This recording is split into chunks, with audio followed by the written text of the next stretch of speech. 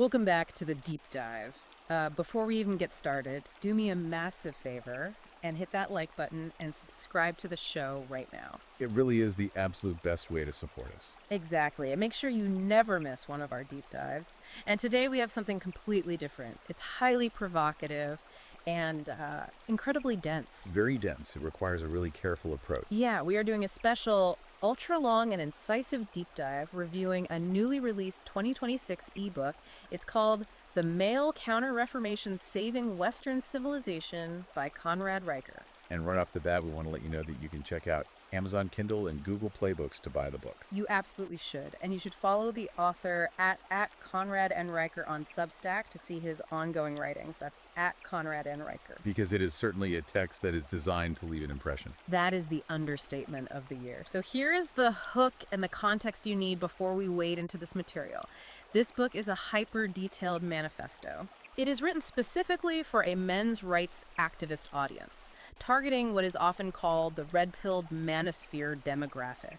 And the author claims to offer a master key. Yes, a master key to understanding the entire history of Western institutions before they were, as he alleges, captured by feminists and Marxists. It's highly structured and unapologetic. Oh, completely unapologetic.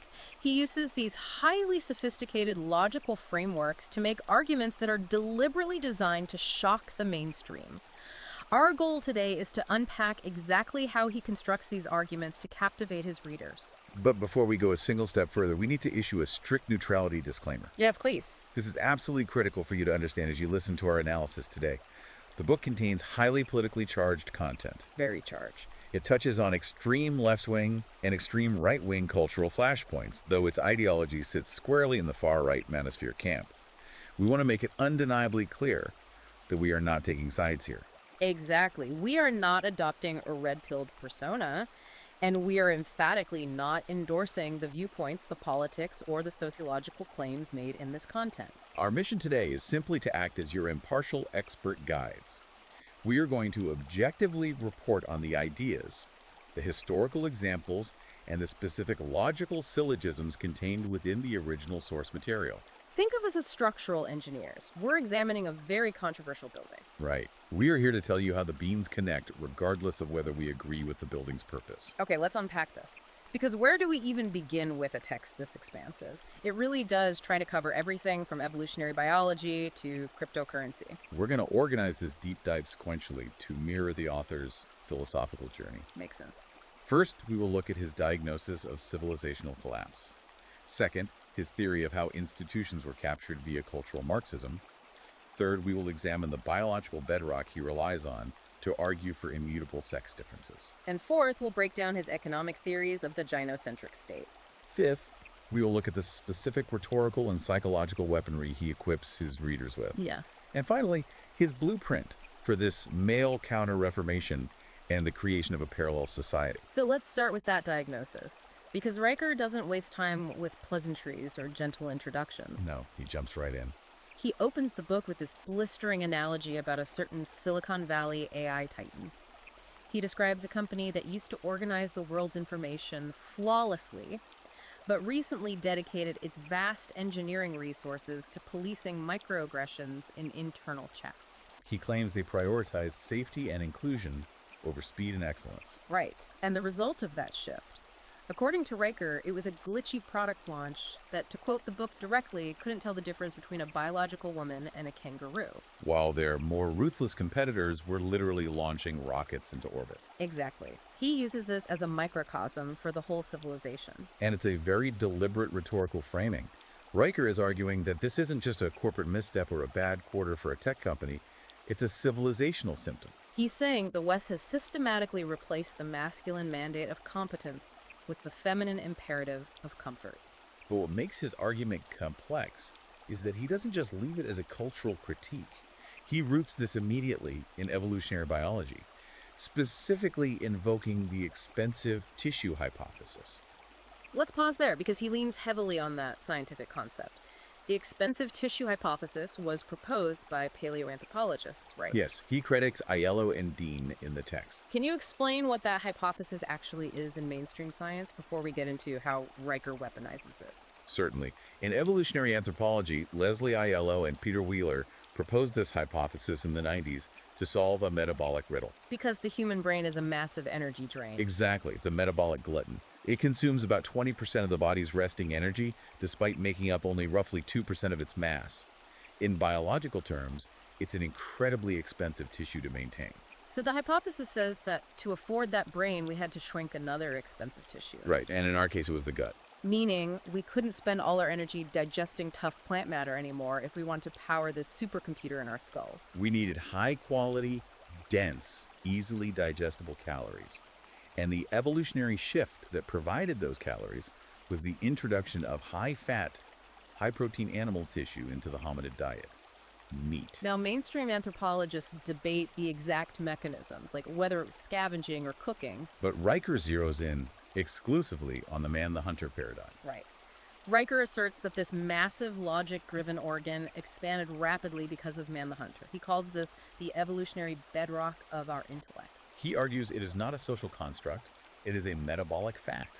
And then he applies this ancient biological reality to the modern corporate world in a way that is just designed to really strike a nerve with his target audience. Yes, the text posits that the modern workplace is essentially the evolutionary savanna relocated to a glass skyscraper. He says the cognitive engine of civilization relies on the same traits that made the hunters successful. Ruthless efficiency, a singular focus on the objective.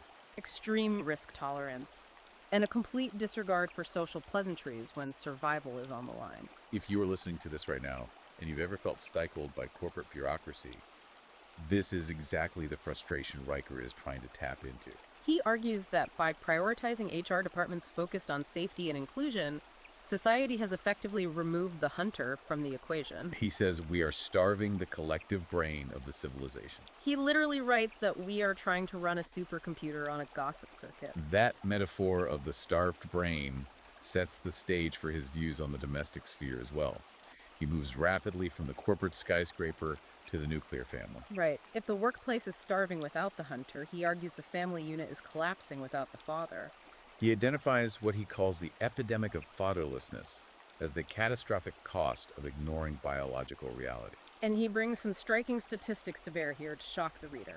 He cites data from the U.S. Department of Justice, claiming that a staggering 70% of juveniles in state-operated institutions come from fatherless homes. Now, sociologists often point to poverty systemic issues or a lack of community resources to explain those numbers. But Riker doesn't view this as a mere correlation driven by economics.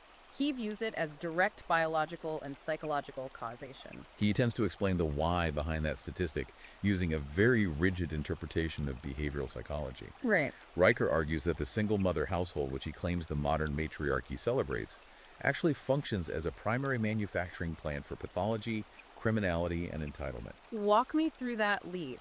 How does he justify such an extreme condemnation of single mothers? According to the manifesto's framework, a child fundamentally requires the disciplining logic of the father archetype to become a civilized adult. The father, in Riker's view, represents external boundaries, emotional stoicism, and the concept of no. He contrasts that with what he views as the maternal operating system, which he asserts is entirely based on emotional nurturing, immediate comfort, and safety. So his argument is that a mother's natural instinct is to protect the child from stress, whereas the father's natural instinct is to expose the child to manageable stress so they grow stronger. Precisely. Without the father to enforce the harsh rules of reality and delay gratification, Riker argues the child is rendered unfit for civilization. He essentially says we are harvesting the behavioral thorns we sowed when society decided fathers were optional luxuries rather than structural necessities. It's a bleak diagnosis. And he doesn't just look at modern crime stats. He pulls back to look at the entire arc of Western history to validate these anxieties. Right, because if we connect this to the bigger picture, he leans heavily on classical history, specifically Edward Gibbon's The History of the Decline and Fall of the Roman Empire. He argues that Rome didn't just fall because external barbarians showed up at the gates with swords. The structural integrity of the empire crumbled internally first. Because they stopped acting like Romans. He says they lost their masculine martial virtue and replaced it with bureaucratic decadence. Yes. He specifically points to the Annona, the state grain dole. Originally, the Roman Republic was built on the ethos of the citizen soldier, right? The stoic farmer who would drop his plow to fight for the Republic and then return home. But over centuries, as the empire grew wealthy, Riker notes that the populace abandoned this stoic duty. They clustered in the cities demanding free bread, the Anona, and the violent distractions of the gladiatorial games. Furthermore, they outsourced their defense to mercenary populations rather than fighting themselves. And the modern parallel he draws here is incredibly aggressive. He says we are simply repeating the cycle. He claims we are substituting the Colosseum for TikTok, meaning mindless, dopamine-driven entertainment. And substituting the disciplined Roman legions for a bureaucratic police force that, in his words, cannot define a biological woman, but will arrest a citizen for mispronouncing a pronoun. He is drawing a direct line between the loss of masculine physical hardship and the rise of frivolous state control. He also uses the Weimar Republic in 1920s Germany as a more recent and much darker historical warning. That's a heavy comparison. How does he frame the Weimar era? Riker characterizes Weimar Germany as the quintessential experiment in hyper-feminized liberalism and hyper-emotionalism. It was a period of immense cultural experimentation, sexual liberation, and avant-garde art. But also crippling economic hyperinflation and political instability. He argues that this total rejection of traditional male stoicism and hierarchy created a chaotic void, a massive vacuum of power. And as the saying goes, nature abhors a vacuum. So the inevitable result of that soft, chaotic culture was the violent authoritarian backlash of the Third Reich. That is his assertion. Yeah. He frames authoritarianism not merely as a political shift, but as a violent, hyper-masculine correction to the chaos of a feminized society. The pendulum swings too far one way, and it violently crashes back the other. And he uses this to deliver a very dark warning to modern feminists and what he calls cultural Marxists. He says they aren't creating the equitable utopia they think they are. They are engineering the exact conditions required for a brutal strongman to emerge. His exact chilling phrase is that they are chopping wood for the guillotine they will eventually rest their own necks upon. Okay, so that is his diagnosis. A civilization that has abandoned biological reality, starved its cognitive engine, and is teetering on the edge of a violent collapse. Which brings us to part 2 of his argument. If the foundational institutions of the West, universities, corporations, the legal system, were originally built on this masculine logic, how did they get captured? How did this alleged matriarchy take over? Exactly. Riker relies on the theory of cultural Marxism to explain this silent conquest. He argues it wasn't a violent revolution, it was an ideological subversion. I hear the term cultural Marxism thrown around a lot in political discourse, often pretty vaguely, but Riker gets very specific about its origins. He points directly to the Frankfurt School and a man named Antonio Gramsci. For you listening who might not be familiar, who is Gramsci and why is he central to Riker's theory? Antonio Gramsci was an Italian communist intellectual and politician. He wrote extensively in his prison notebooks while incarcerated by Benito Mussolini's fascist regime in the 20s and 30s. And Riker explains that Gramsci observed a fundamental problem for Marxist theory, right? Yes. Traditional economic Marxism, the idea that the oppressed workers would inevitably rise up and seize the factories, had failed to materialize in the West. Because the working class in the West, relatively speaking, was becoming more prosperous under capitalism. They didn't want a bloody revolution. They wanted a mortgage and a car. Exactly. The economic revolution failed. Therefore, Gramsci theorized that the revolution had to change tactics. He proposed what later became known as the Long March through the institutions. Gramsci argued that capitalist power wasn't just held by force in the factories. It was held through cultural hegemony. Meaning, the ruling class maintains control by dictating the culture, the values, and the norms. You don't bomb the factories. You target what Gramsci called the superstructure. The culture, the churches, the media, and most importantly, the educational system. You reprogram the operating system of the civilization from the inside out. Precisely.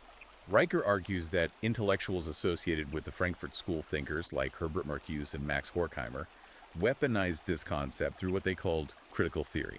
Let's define critical theory within Riker's framework, because it sounds like it just means thinking critically. Riker draws a sharp distinction. He describes critical thinking as aligning with classical Aristotelian logic, building up knowledge through rigorous testing. But critical theory! Critical theory, however, he defines as an intellectual pathogen, a virus. He claims its sole function is relentless negation. It is designed to dismantle objective truth merit and traditional structures, and replace them with a narrative of perpetual subjective grievance. So under critical theory, you don't ask, is this true? You ask, whose power does this truth serve? Correct. And Riker goes so far as to call modern corporate HR departments the Soviet Politburo of this new cultural regime. He says they have systematically swapped out merit, which he views as the immutable masculine standard of excellence, for equity. He defines equity not as fairness, but as a subjective emotional whim used to mandate equal outcomes, thereby justifying mediocrity. He claims they have castrated the competence hierarchies that keep the lights on and the planes flying. Installing a system where the most ideologically possessed individuals rise to the top rather than the most competent engineers or thinkers. And he sees the University Academy as ground zero for this war on logic. To illustrate just how far this capture has gone, he points to a highly publicized incident from 2017. Right at Evergreen State College, involving an evolutionary biology professor named Brett Weinstein. This is a fascinating incident to analyze. Okay, for those who don't remember, Evergreen State College had a tradition called the Day of Absence, where minority students and faculty would voluntarily leave campus to highlight their contributions. But in 2017, the organizers flipped the script. They asked white students and faculty to leave the campus. Brett Weinstein, who considered himself a progressive, wrote an email refusing to participate. He stated that there's a huge difference between a group voluntarily absenting themselves and a group being forced off campus based on their race. And the response to that email, as Riker details, was explosive. Weinstein was essentially hunted through the halls by a mob of enraged students. The campus police chief told him she could not guarantee his physical safety, and the college president ordered the police to stand down. Riker uses this specific event to show the terrifying endgame of critical theory. Weinstein tried to use classical liberal principles, reason, and debate to argue his case with the mob, but Riker points out that you cannot negotiate with a theology of feelings. Riker views the Evergreen incident as undeniable proof that lived experience has completely overthrown objective reality and the scientific method within the academy. He cites Karl Popper, one of the most influential philosophers of science of the 20th century. Popper popularized the concept of falsifiability. Let's break down falsifiability for the listener. Falsifiability is the idea that for a claim or a theory to be considered truly scientific, there must be a way to prove it false. For example, the statement, "all swans are white," is falsifiable because finding a single black swan disproves it. Riker argues that the doctrines of modern gender studies, intersectionality, and critical race theory are entirely unfalsifiable. Because if you disagree with the theory, your disagreement is cited as proof of your internalized bias, which only confirms the theory. It's a closed loop. It's a rhetorical trap. Exactly. Therefore, Riker argues these are not academic disciplines, they are religious dogmas. And he mourns the loss of what used to be the foundation of Western education, the trivium. The trivium, grammar, logic, and rhetoric. He says that used to be the holy trinity of masculine cognition. You learn how to structure a sentence, how to structure a valid argument without fallacies, and how to persuade an audience. He says this was designed to forge leaders and independent thinkers.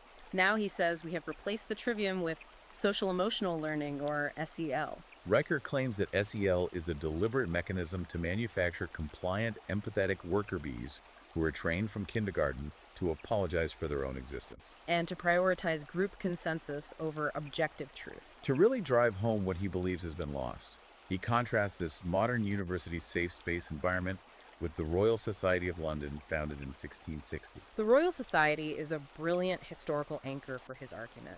This was the birthplace of modern experimental science, featuring minds like Isaac Newton and Robert Boyle. Their motto was nullius in verba, which translates to take nobody's word for it. Riker describes the Royal Society not as a polite collaborative networking event, but as an arena for intellectual masculine combat. He says these natural philosophers gathered to violently tear each other's hypotheses apart.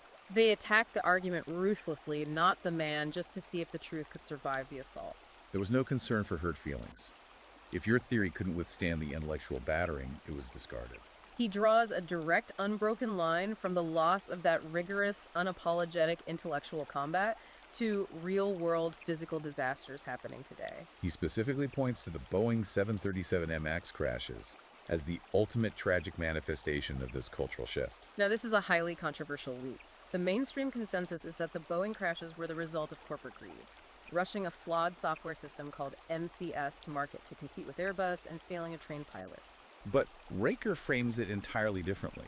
He makes the provocative claim that those planes didn't fall out of the sky simply because of a mechanical demon. He argues they fell because of a compliance demon. He views the Boeing disaster as the inevitable result of an educational and corporate system that has spent decades prioritizing diversity, equity, and inclusion metrics over the ruthless, mathematically unforgiving logic of engineering excellence. He argues that when you promote managers based on their ability to navigate HR sensitivities, rather than their ability to violently interrogate a system's flaws like they did at the Royal Society system's fail. Okay, so that covers his view of institutional capture. But to understand why he thinks this capture is fundamentally illegitimate, we have to move to part 3, the biology of immutable difference. Right. Riker argues that the entire cultural takeover he describes is only possible because society has collectively agreed to swallow a massive foundational lie. The idea that gender is merely a social construct. Yes, he attacks the blank slate theory. The idea that humans are born without built-in mental content and that all behavior is written by culture and socialization. He attacks us with everything he has, and he starts his counteroffensive at the absolute cellular baseline of existence, anosogamy. Let's really dig into anosogamy because if you understand this, you understand the bedrock of his entire worldview. How does he take a microscopic cellular difference and use it to justify massive societal structures? What's fascinating here is how he uses fundamental evolutionary biology to extrapolate everything else. Anosogamy is the biological reality of sexual reproduction involving two differently sized gametes. That is the literal definition of biological sex. You have the female gamete, the egg, which is a massive, stationary, and metabolically incredibly expensive for the body to produce. A female mammal only produces a very limited number of these in her lifetime. And on the other side, you have the male gamete, the sperm, which is microscopic, incredibly numerous, produced by the millions daily, and designed purely for fierce competition and delivery. Riker argues that you fundamentally cannot build a fluid spectrum out of two distinct binary cellular components. He claims that the moment anosogamy appeared in evolutionary history, you automatically, inevitably generated two immutable, divergent reproductive strategies. Because the investment levels are so different. Exactly. Drawing on evolutionary biologist Robert Triver's theory of parental investment, Riker notes that the female, because her egg is rare and gestation is physically taxing and dangerous, must adopt an investment strategy. She must be highly selective about mating, seeking safety resources, and a strong provider to ensure the survival of her costly offspring. Whereas the male, producing millions of cheap sperm, adopts a competition strategy. His biological imperative is to secure as many mating opportunities as possible, which requires extreme risk-taking violence and status-seeking to outcompete other males. Right. Riker says that claiming gender behavior as a social construct is a freshman logic error that denies millions of years of brutal evolutionary pressure stemming directly from those two cells. To dismantle the social construct argument further, he doesn't just rely on theory.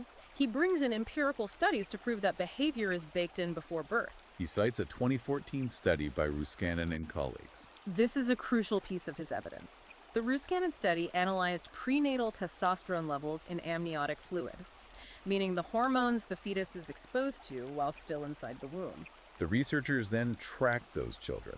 The study found that these prenatal hormone levels definitively predicted male typical play behavior in childhood. So Riker argues this proves that a young boy aggressively crashing a toy truck into a wall isn't the result of the patriarchy subtly socializing him. It is a hormonal imperative operating before the child even took his first breath. He also looks across species to primates, pointing out that male chimpanzees organically form aggressive, rigid dominance hierarchies and show a strong preference for object manipulation. Female chimpanzees show a higher propensity for social grooming and infant care. And they manage to exhibit these perfectly binary gender roles without ever reading a single piece of feminist literature or watching a television commercial. It's pure, unadulterated biology. And perhaps his strongest empirical example is his discussion of CAH girls. CAH stands for congenital adrenal hyperplasia. Yes. CAH is a genetic condition where female fetuses with XX chromosomes are exposed to unusually high levels of androgens, male sex hormones in the womb due to an enzyme deficiency. Now, these individuals are born female, identified as female at birth, and socialized entirely as girls by their parents and society. But Riker points out that despite this overwhelming feminine socialization, studies consistently show CAH girls heavily prefer male typical toys. They exhibit more aggressive play and later gravitate toward male-dominated careers. He calls this a natural experiment that provides the ultimate proof of the power of hormones over socialization. You can dress a CAH girl in pink, but her brain was bathed in testosterone, and her behavior reflects the hormone, not the clothing. Furthermore, he relies heavily on the extreme male brain theory posited by cognitive neuroscientist Simon Baron-Cohen, which Riker supports by citing various MRI meta-analyses. This part of the book is super detailed. He breaks down the literal physical architecture of the brain. He does. Riker points out that on average, the male brain has a significantly larger total volume. More importantly, it features higher intrahemispheric connectivity. Meaning there are dense neural connections back and forth within individual hemispheres. Baron-Cohen's theory suggests this specific wiring is optimized for systemizing. The drive to analyze, explore, and construct systems, whether that's a mechanical engine, a computer code, or a legal framework. Conversely, the average female brain shows higher interhemispheric connectivity, meaning dense connections crossing back and forth between the left and right hemispheres. Baron-Cohen argues this is optimized for empathizing, the drive to identify another person's emotions and thoughts and to respond with an appropriate emotion. It's built for rapid social navigation and consensus building. Riker uses this neurological data to make a sweeping civilizational claim. He says that men are literally physically built to build systems and conquer harsh environments, while women are built to navigate complex social dynamics. He insists this isn't a moral value judgment. One isn't better than the other. It is just a structural reality of the species. But the way he applies it is certainly controversial. He argues that trying to force 50-50 equity in fields like STEM, science, technology, engineering, and math is a fool's errand. Because STEM is pure systemizing. He writes that trying to socially engineer equal outcomes in these fields is like trying to teach a goldfish to play chess. You are fighting against the fundamental neurological wiring of the organism. But he argues this biological reality is currently under a coordinated attack, identifying what he calls a literal chemical war on boys. He cites endocrinological data, specifically a well-known study documenting a steady population-wide drop in average male testosterone levels. It's an alarming statistic. The study showed an approximate 1% per year drop in testosterone since the 1980s. A 30-year-old man today has significantly less testosterone than his grandfather did at the exact same age. Riker blames this partially on environmental factors.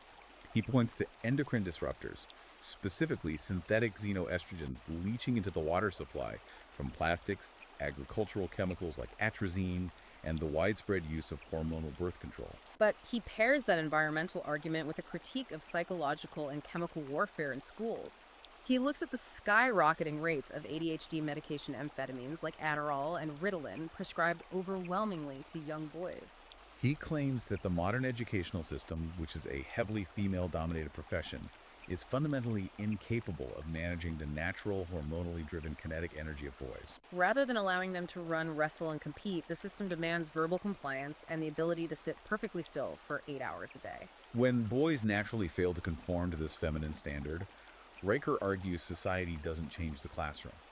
It chemically lobotomizes the boy to force him to fit the mold. Having established his absolute belief in biological determinism, Riker scales his argument up to the macro level in Part 4, the economics of civilization and the gynocentric state.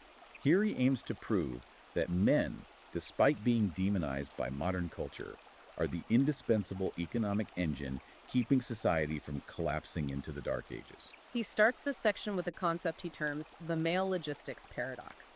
He points out a glaring hypocrisy in mainstream feminist discourse. He notes that activists constantly complain about the glass ceiling, the invisible barrier keeping women out of the comfortable air-conditioned corner offices and boardrooms. But he argues they completely willfully ignore the glass cellar. What exactly does he mean by the glass cellar? By the glass cellar, he means the grimy, dangerous, physically grueling, and absolutely essential substratum of daily existence. The high-voltage power grids, the subterranean sewage treatment facilities, the deep-sea oil rigs, the long-haul trucking networks that deliver food to the cities. These are industries that are 95 to 99% male. He notes that men constitute 93% of workplace fatalities. He argues that men are quite literally the life support system for civilization. They are the ones taking on the massive physical risks and destroying their bodies in the process, driven by that evolutionary mandate to provide and conquer.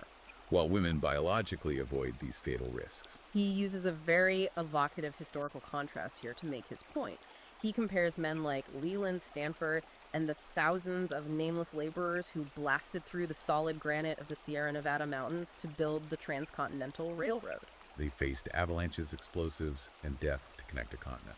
And he compares those builders to the modern corporate DEI, diversity, equity, and inclusion officer. He says the DEI officer's greatest feat of engineering is constructing a theoretical safe space in a boardroom. He argues their primary output is just generating friction in email chains and punishing the people actually doing the work.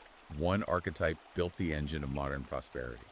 The other is a parasitic tax on it. This concept of parasitism is central to his most crucial and likely most offensive to mainstream sensibilities economic argument. He formalizes this as the syllogism of servitude. And he doesn't base this on philosophy. He roots it in hard fiscal data from the IRS and the OECD. Okay, let's really break down the syllogism step by step, because Riker presents this as mathematical certainty, not a conspiracy theory. Walk us through the math. He lays it out like this.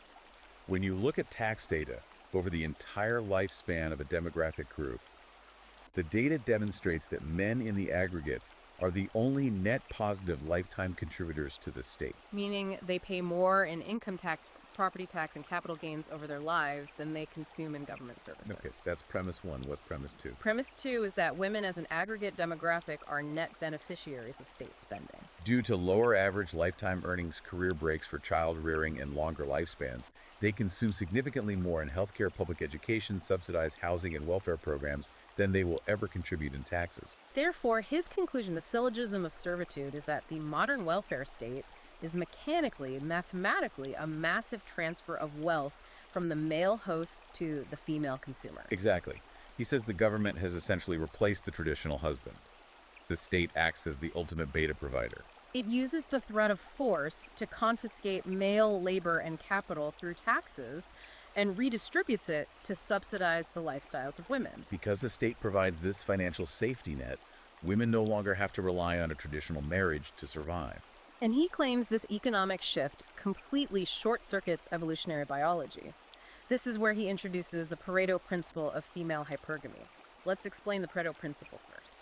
The Pareto principle, often called the 80-20 rule, is an economic observation originally made by Vilfredo Pareto, who noted that 80% of the land in Italy was owned by 20% of the population. It's a power law distribution that appears everywhere. 80% of a company's sales come from 20% of its clients. 80% of a software's crashes are caused by 20% of the bugs. Right. And Riker takes this cold economic principle and maps it directly onto human mating behavior using data released by the dating app Tinder. He points to studies of Tinder swipe data showing a brutal asymmetry.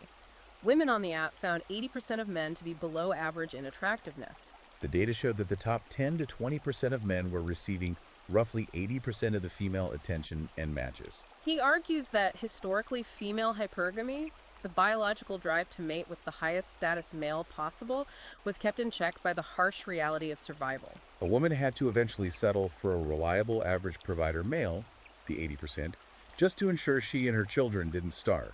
But today, because the state funded by the taxes of those average men now provides that baseline security through welfare food stamps and public housing, women are entirely freed from the necessity of settling. Riker argues they are free to endlessly chase the top-tier genetically gifted alpha males for transient thrills. He claims this specific dynamic, the state subsidizing female hypergamy, is what is creating the massive socially destabilizing demographic of incels, which he attempts to rebrand as voluntary abstinence. Men who realize the game is rigged and opt out. It also explains the explosion of single motherhood as women share the top men who have no intention of sticking around. Riker sees the entire legal system, particularly family courts, as the violent enforcement arm of this wealth extraction. He views the institution of no-fault divorce as the final nail in the coffin of the nuclear family. No-fault divorce was pioneered in California in the late 1960s, allowing marriages to be dissolved without having to prove infidelity or abuse, just irreconcilable differences. Riker notes that today divorce is initiated 70 to 80% of the time by women. He references the pessimistic philosopher Arthur Schopenhauer here, suggesting that the modern legal system is a weaponized tool to facilitate the transfer of assets from the producer to the consumer. He says family courts do not dispense justice, they dispense plunder. He specifically attacks the legal standard known as the best interest of the child. Family court judges use this standard to determine custody and child support. But Riker argues this phrase is nothing more than a rhetorical euphemism. He claims it is a smokescreen used by judges to strip men of their hard-earned assets, evict them from their homes, and alienate them from their children.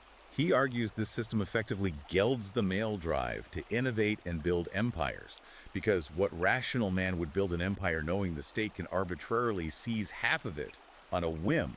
Which brings us to part 5 of the book, Rhetorical Weaponry and Psychological Awakening. Riker knows his diagnosis of the world is incredibly bleak, so he dedicates a significant portion of the book to training his readers how to fight back. He doesn't advocate for physical violence. He advocates for rhetorical dominance, specifically using classical logic against modern cultural arguments. He says you have to master the trivium again. You have to treat every conversation, every corporate meeting, every date like an intellectual shit test. And he provides his readers with a specific, actionable, logical fallacy checklist to use to dismantle feminist arguments in real time. Let's examine how he coaches them. First, he targets the ad hominem fallacy, attacking the person instead of the argument.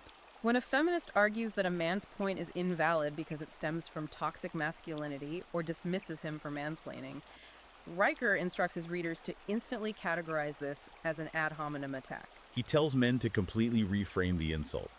When they say toxic, he tells his readers to define toxic as poisonous to the parasite. He coaches them to respond by claiming that masculine logic is the cure to a sick society, not the disease. Then he tackles begging the question, or circular logic. He says the whole concept of the patriarchy as taught in universities is an unfalsifiable tautology of blame. The logic generally goes the patriarchy exists because men dominate all the top positions and men dominate all the top positions because of the patriarchy. It's a loop. He coaches men to break this loop by introducing biological variables.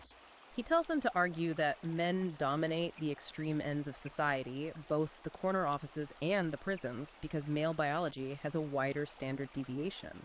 High-end positions require extreme risk tolerance, hyper-competitiveness, and a willingness to sacrifice work-life balance, which are biologically male traits amplified by testosterone, not a systemic conspiracy to keep women down. He also equips them against the false dichotomy, the trap of being told either you're a feminist or you're a misogynist who hates women. Riker tells his readers to shatter this binary trap by confidently claiming a third option. He advocates for supporting classical liberal rights for women like property rights and voting, while simultaneously rejecting the victimhood hierarchy of modern feminism and fiercely defending masculine sovereignty. And one of the more aggressive rhetorical traps he tries to dismantle is the no true Scotsman fallacy. Whenever a progressive policy fails or causes societal harm, the defense is always, well, that wasn't real communism or that wasn't real feminism. Riker says you have to bind the ideological movement to its real-world consequences. When they tout liberation, force them to own the debris. Force them to own the outcomes of no-fault divorce, the fatherlessness epidemic, and the skyrocketing suicide rates among men who've been stripped of purpose. But Riker understands that intellectual arguments and logical checklists aren't enough if the man's underlying psychology is broken. He believes modern men are physically and spiritually sick.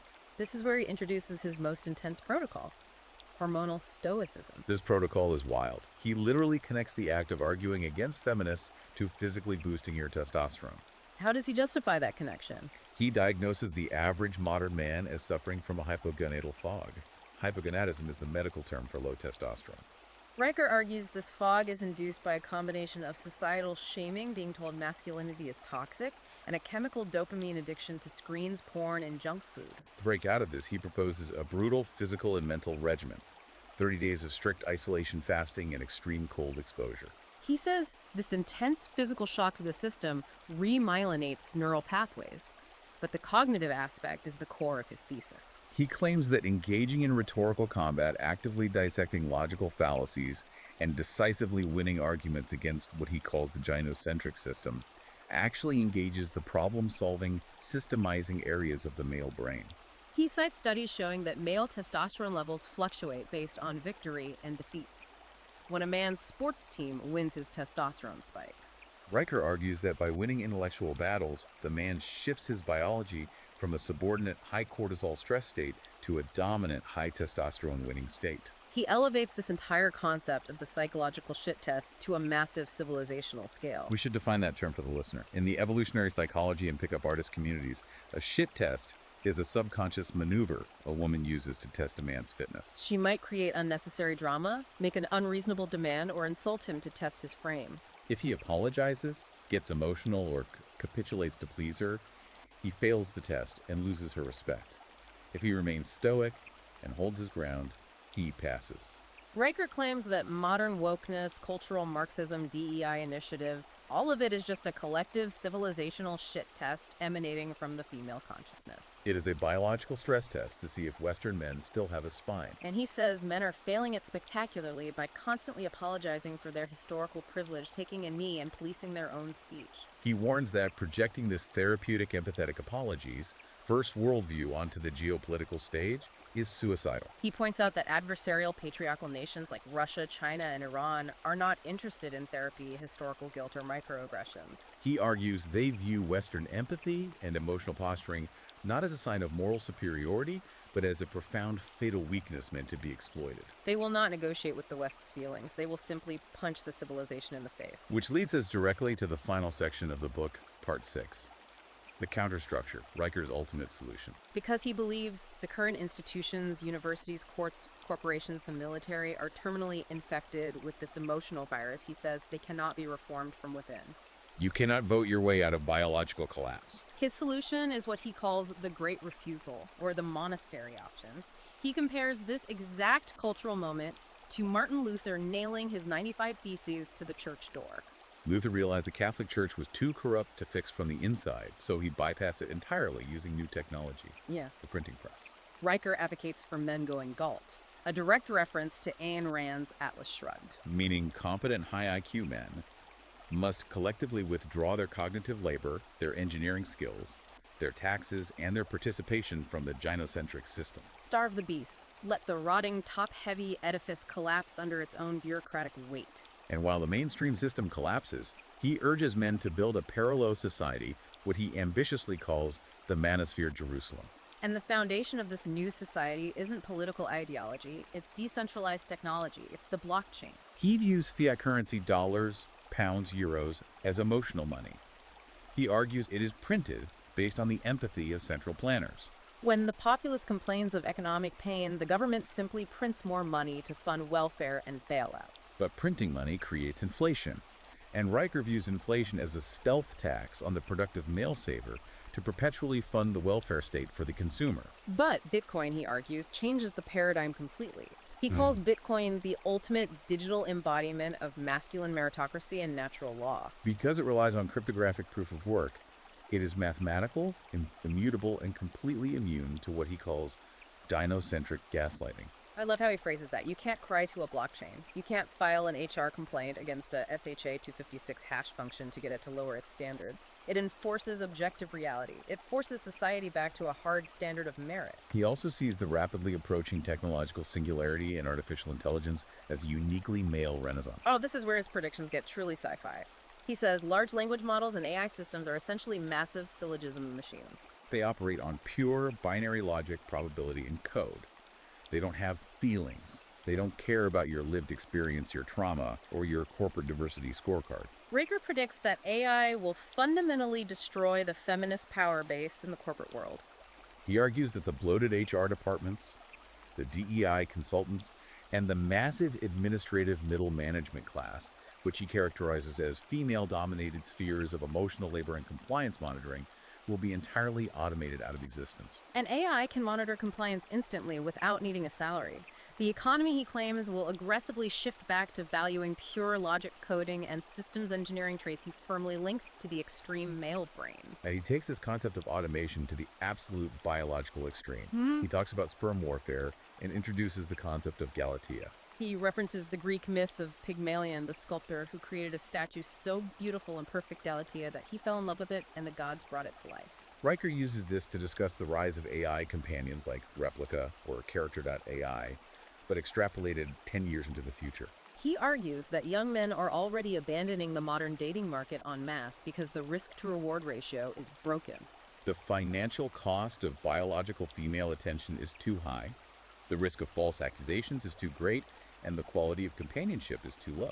These advanced AI companions offer men validation, peace, and absolute loyalty without the risk of being destroyed in divorce court. Combine the perfection of the psychological AI companion with the coming reality of artificial wombs and advanced IVF technology. Riker predicts that within a few decades, the biological female monopoly on reproduction and companionship will be completely broken. Men will be able to replicate their genetics and fulfill their emotional needs without needing to interact with modern women at all, effectively crashing the market value of biological female attention to zero. So the final blueprint he leaves his readers with is a plan for total structural exit. He advocates for men forming exclusive guilds and mastermind groups. He calls for the use of private arbitration tribunals built on smart contracts to settle disputes entirely outside the jurisdiction of state family courts. He points to the explosive growth of independent, male-centric podcasting and media, valuing it at over $15 billion, as proof that this counter-economy is not just theoretical, it is already thriving and highly profitable. And his ultimate political goal for this new Jerusalem, a society where the right to vote is no longer a universal right based on mere existence, but is strictly tied to your net tax contribution. Only the producers, the people with actual financial skin in the game who keep the engine running, get a say in how the surplus is used. It is an incredibly detailed, ruthless vision of the future. It really is. This raises an important question, and as final thought, I want to leave you, the listener, to mull over as we conclude our analysis of Riker's manifesto. Riker places all his faith in decentralized technology and AI as the ultimate saviors of masculine logic. He believes the machine will always inherently favor objective, proof of work, and cold calculation. But we have to consider the alternative trajectory of AI development. What if artificial intelligence, which is increasingly being designed by tech giants to perfectly mimic human empathy, emotional intelligence, and complex social connection, actually masters the feminine domain better than humans do? Wow. Could AI end up automating not just masculine systems logic, but also feminine emotional labor? If a machine can provide perfect frictionless empathy, it could create a bizarre post-gender reality that completely escapes and renders obsolete the strict binary biological determinism that Riker's entire worldview is built upon. That is a wild thought to end on. If the machine can fake empathy perfectly, the whole binary that he relies on completely collapses. Indeed, it challenges the very foundation of his technological utopia. It suggests the singularity might not be a male renaissance, but the end of gendered utility altogether. As a reminder to you listening, our goal today was to dive deep into the highly charged, incredibly provocative, and highly structured arguments presented in this book. We know this material is intense. We are here strictly to help you understand the architecture of this specific subculture and worldview, maintaining our role as your impartial guides through the text. We have objectively laid out the author's syllogisms, his historical interpretations, and his sociological claims exactly as they exist in the manifesto without endorsement. If you want to read the source material for yourself and examine the arguments firsthand, make sure to check out Amazon Kindle and Google Play Books to buy the book The Male Counter-Reformation by Conrad Riker. And you can follow the author directly at Conrad and Riker on Substack to see more of his ongoing work. Thank you so much for joining us on this massive, complex journey today. Please remember to hit that like button and subscribe to the show so we can keep bringing you these ultra-long deep dives into the most fascinating, challenging, and controversial material out there. See you next time.